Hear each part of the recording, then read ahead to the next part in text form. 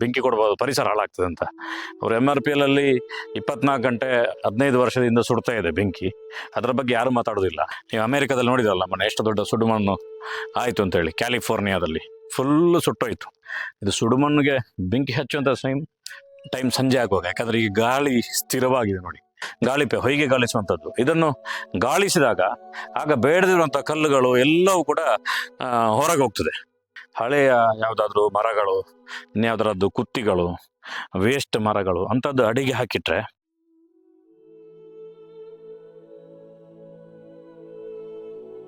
ಸಂಪೂರ್ಣ ಸಹಜ ಕೃಷಿ ಯೂಟ್ಯೂಬ್ ಚಾನಲ್ನ ಎಲ್ಲ ವೀಕ್ಷಕರಿಗೆ ನಮಸ್ಕಾರ. ನಾನು ಶಿವಪ್ರಸಾದ್ ಮಲೆಬೆಟ್ಟು.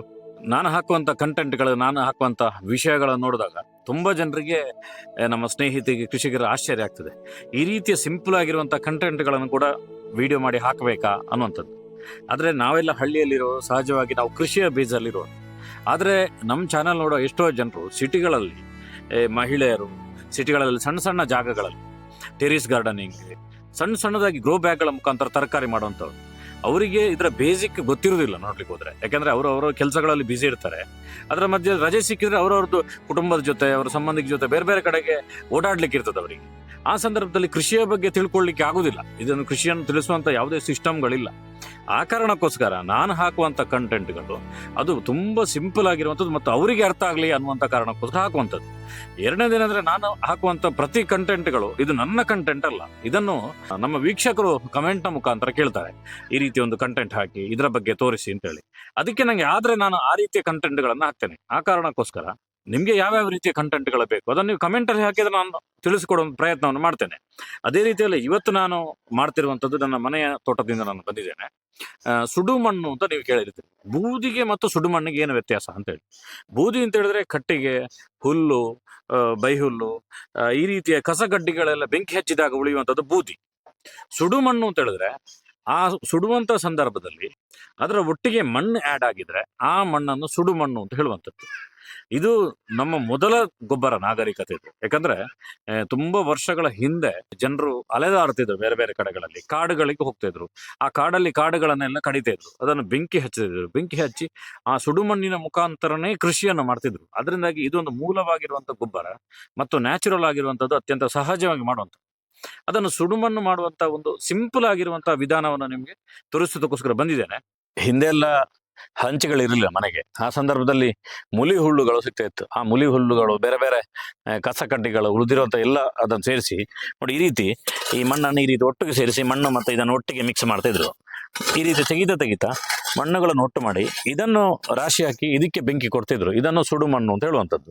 ಆದರೆ ಇವತ್ತು ನಮ್ಗೆ ಅಷ್ಟೆಲ್ಲ ಮಾಡ್ಲಿಕ್ಕೆ ಟೈಮ್ ಇರೋದಿಲ್ಲ. ನಾವು ಇವತ್ತು ಮಿಷಿನ್ ಯುಗಕ್ಕೆ ಬಂದಿದ್ದೇವೆ. ಅದರಿಂದಾಗಿ ನಾವು ಕೂಡ ಎಲ್ಲವನ್ನು ಮಿಷಿನಲ್ಲಿ ಹೊಡೆಸಿರುವಂಥದ್ದು. ಎಲ್ಲ ಆ ಮಿಷಿನಲ್ಲಿ ಹೊಡೆಸಿ ಅದನ್ನೆಲ್ಲ ಒಂದು ಕಡೆ ರಾಶಿ ಹಾಕುವಂಥದ್ದು. ನೋಡಿ ತೋರಿಸಿದೆ, ನೋಡಿ ಇಲ್ಲಿ ಕಸಗಡ್ಡೆ ಪೂರ್ತಿ ರಾಶಿ ಹಾಕಿದ್ದೇನೆ. ಇಲ್ಲಿ ನಿಮ್ಗೆ ಕಾಣ್ತಾ ಇರಬಹುದು. ಇಲ್ಲಿ ನೋಡಿ, ಈ ರೀತಿಯ ಹುಡಿ ಮಣ್ಣು ಇರ್ತದೆ ಅದರ ಪಕ್ಕದಲ್ಲಿ. ಯಾವುದಾದ್ರೂ ನಾವು ಬೆಳೆ ಮಾಡಿರ್ತೇವೆ, ಅದನ್ನು ಇದರ ಮಧ್ಯಕ್ಕೆ ಈ ರೀತಿ ಬಿಸಾಡುವಂಥದ್ದು. ಈ ರೀತಿ ಪೂರ್ತಿ ಇದನ್ನು ಕಸಕಡ್ಡಿಗಳನ್ನು ರೆಡಿ ಮಾಡಿ ಇದಕ್ಕೆ ಪೂರ್ತಿ ಮಣ್ಣು ಹಾಕಿಟ್ಟಿದ್ದೇವೆ.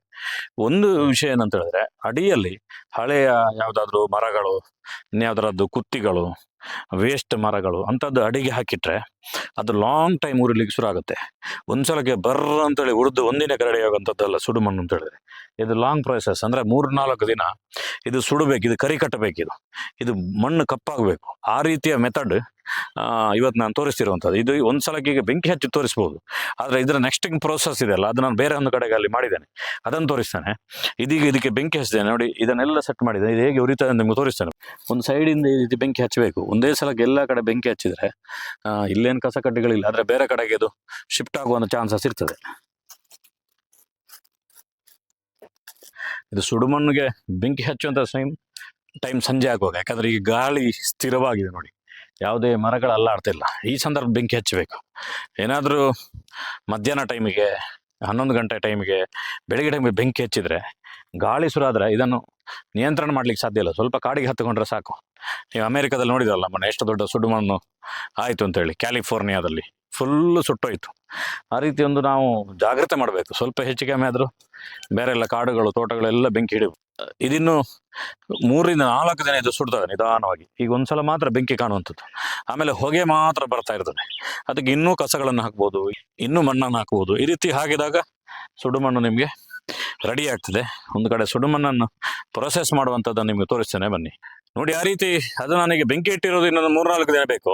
ಇದು ಅದಕ್ಕಿಂತ 1 ವಾರಕ್ಕಿಂತ ಮೊದಲು ನೋಡಿ ಇದೊಂದು ಸುಡುಮಣ್ಣು ಮಾಡಿರುವಂಥದ್ದು. ಇನ್ನು ಸ್ವಲ್ಪ ಇದು ಬೆಂಕಿ ಸುಡ್ಲಿಕ್ಕಿದೆ. ಇದು ಮನೆಯ ಪಕ್ಕದ್ದು ಒಂದಷ್ಟು ಚರಳುಗಳು ಬೇರೆ ಬೇರೆ ಎಲ್ಲ ಇತ್ತು, ಸಣ್ಣ ಸಣ್ಣ ಕಲ್ಲುಗಳು ಎಲ್ಲ ಇತ್ತು ಇದರಲ್ಲಿ ಸುಡುಮಣ್ಣಾಗಿದೆ. ನೋಡಿ ಈ ರೀತಿ ರೆಡಿ ಆಗಿರ್ತದೆ ಸುಡುಮಣ್ಣು. ನೋಡಿ ಈ ರೀತಿ ಇದು ನೋಡಿ, ಇದು ಒರಿಜಿನಲ್ ಸುಡುಮಣ್ಣು. ಇದು ನಾವಿದನ್ನು ಪ್ರೋಸೆಸ್ ಮಾಡೋದು ಯಾಕೆ ಅಂತ ಹೇಳಿದ್ರೆ, ಕೈತೋಟ ಮಾಡೋರಿಗೆ ನಾವು ಬೇರೆ ಅಡಿಕೆಗೆ ಬೇರೆ ಯಾವುದಕ್ಕಾದ್ರೂ ಡೈರೆಕ್ಟ್ ಹಾಕ್ಬೋದು. ಆದರೆ ಕೈತೋಟ ಮಾಡುವಾಗ ನಾವು ಎಷ್ಟಾಗುತ್ತೆ ಅಷ್ಟು ಬೇಡದಿರೋದನ್ನು ನಾವು ಹೊರಗಟ್ಟಬೇಕಾಗ್ತದೆ. ಅದಕ್ಕೋಸ್ಕರ ಈ ರೀತಿಯ ಒಂದು ಗಾಳಿಪೆ ಹೊಯ್ಗೆ ಗಾಳಿಸುವಂಥದ್ದು, ಇದನ್ನು ಗಾಳಿಸಿದಾಗ ಆಗ ಬೇಡದಿರುವಂಥ ಕಲ್ಲುಗಳು ಎಲ್ಲವೂ ಕೂಡ ಹೊರಗೆ ಹೋಗ್ತದೆ. ಇದು ಒಳ್ಳೆ ಹೊಯ್ಗೆ ಬೇಕು ಅಂತನಿಲ್ಲ, ಯಾಕಂದ್ರೆ ಮಣ್ಣಿನಲ್ಲಿರುವಂಥ ಹೊಯ್ಗೆಯಲ್ಲಿ ಮಿಕ್ಸ್ ಆಗಿರ್ತದೆ. ಅದರೊಟ್ಟಿಗೆ ಬೂದಿ ಆ್ಯಡ್ ಆಯಿತು, ಅದರೊಟ್ಟಿಗೆ ಸುಡುಮಣ್ಣಿನ ಕಣಗಳು, ಇದು 3 ಆ್ಯಡ್ ಆದಾಗ ಒಂದು ಒಳ್ಳೆ ಗೊಬ್ಬರ ರೆಡಿ ಆಗ್ತದೆ. ಇದನ್ನು ಕೈತೋಟಕ್ಕೆ, ತರಕಾರಿಗೆ ಇದೆಲ್ಲ ಈ ರೀತಿ ಪ್ರೋಸೆಸ್ ಮಾಡಿದರೆ ತುಂಬ ಲಾಭ, ಯಾಕಂದರೆ ಒಳ್ಳೆ ನ್ಯೂಟ್ರೆಂಟ್ ಅದರಲ್ಲಿ ಇರ್ತದೆ. ಆದರೆ ಇದನ್ನು ಹೇಗೆ ಹಾಕೋದು, ಇದನ್ನು ಯಾಕೆ ಹಾಕೋದು, ಮತ್ತು ಡೈರೆಕ್ಟ್ ಹಾಕಿದರೆ ಆಗೋದಿಲ್ಲ ಅಂತ ಆಗ್ಬೋದು. ಡೈರೆಕ್ಟ್ ಹಾಕಿದರೂ ಏನು ಸಮಸ್ಯೆ ಇಲ್ಲ. ಆದರೆ ಈ ರೀತಿ ಇದನ್ನು ಈ ರೀತಿ ಪ್ರೋಸೆಸ್ ಮಾಡೋದ್ರಿಂದಾಗಿ ಇದೊಂದು ದೊಡ್ಡ ಲಾಭ ಇದೆ. ಇದರ ಬಗ್ಗೆ ಒಂದು ಸ್ಪೆಷಲ್ ಆಗಿರುವಂಥ ನಮ್ಮ ಮನೆಯಲ್ಲಿ ಪೂರ್ವಾಂಚಲ ರಾಜ್ಯಗಳು ಅಂತೇಳಿ, ನಿಮಗೆ ಮಣಿಪುರ, ಮೇಘಾಲಯ ಆ ಭಾಗದಲ್ಲೆಲ್ಲ ಬೇರೆ ಬೇರೆಯವರು ಬೇರೆ ಬೇರೆ ಟೈಪ್ನ ಕೈತೋಟಗಳನ್ನು ಮಾಡ್ತಾರೆ. ಅವರಿಗೆ ಚೀನಾ ದೇಶದ ಪ್ರಭಾವ, ಅಲ್ಲೂ ಕೂಡ ಒಳ್ಳೆ ಟೆರಿಸ್ ಗಾರ್ಡನಿಂಗ್ ಮಾಡೋರಿದ್ದಾರೆ.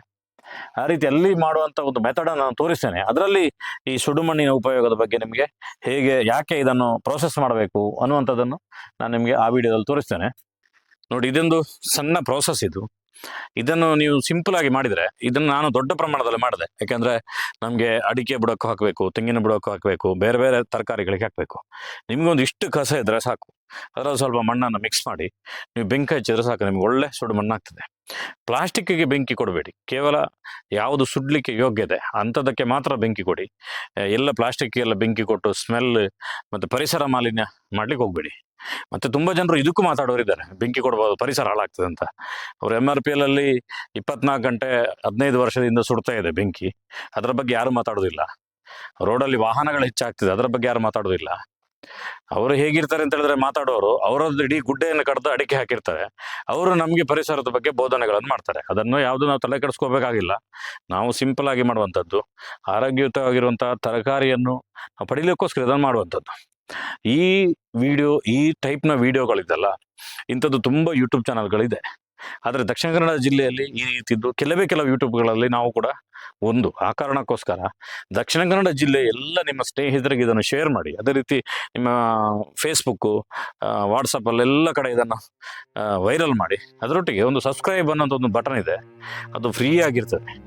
ಅದನ್ನು ನೀವು ಪ್ರೆಸ್ ಮಾಡಿ, ನೀವು ಸಬ್ಸ್ಕ್ರೈಬ್ ಆದರೆ ನಮಗೆ ಇನ್ನೊಂದಷ್ಟು ವೀಡಿಯೋಗಳು ಮಾಡಲಿಕ್ಕೆ ಪ್ರೇರಣೆ ಆಗ್ತದೆ. ವಾರದಲ್ಲಿ 7 ದಿನವೂ ಕೂಡ ಇವತ್ತು ಕೃಷಿಯ ಬಗ್ಗೆ ನಾವು ಕಳಿಸ್ತಿದ್ದೇವೆ. ಅಷ್ಟು ಸುಲಭ ಇಲ್ಲ ಇದನ್ನು ಮಾಡುವಂಥದ್ದು. ದಿನಕ್ಕೊಂದು ಕಂಟೆಂಟ್ಗಳನ್ನು ರೆಡಿ ಮಾಡಬೇಕು. ಆ ಕಾರಣಕ್ಕೋಸ್ಕರ ನಿಮ್ಮದು ಸಪೋರ್ಟ್ ಸಿಕ್ಕಿದರೆ ಇನ್ನೂ ನಾವು ಹೆಚ್ಚಾಗಿ ವೀಡಿಯೋಗಳನ್ನು ಬಿಡ್ಬೋದು. ಇದಕ್ಕಿಂತ ಹೆಚ್ಚು ವಿಚಾರಗಳನ್ನು ತಿಳಿಸುವಂಥ ಒಂದು ಪ್ರಯತ್ನವನ್ನು ಮಾಡ್ಬೋದು. ನನ್ನ ಎಲ್ಲ ಪ್ರೀತಿಯ ಕೃಷಿಕ ಮಿತ್ರರಿಗೆ, ಕೈತೋಟ ಮಾಡುವಂಥವರಿಗೆ, ವೀಕ್ಷಕರಿಗೆಲ್ಲರಿಗೂ ಕೂಡ ಧನ್ಯವಾದಗಳು.